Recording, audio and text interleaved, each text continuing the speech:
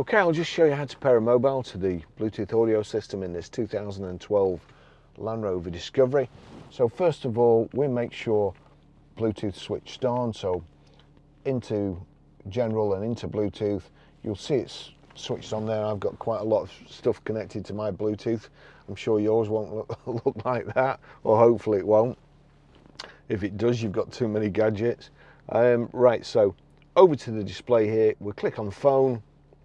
There's nothing connected, so it's bringing this menu up straight away. Search new. So on to search new. Vehicle to device is the best one. That usually means that you don't have to put your own PIN code in on your phone and then enter the PIN code in on the system. If you do it from the vehicle to device, it generates, it either gives you a number or it generates a random code which you've just got to agree to. So it's searching there.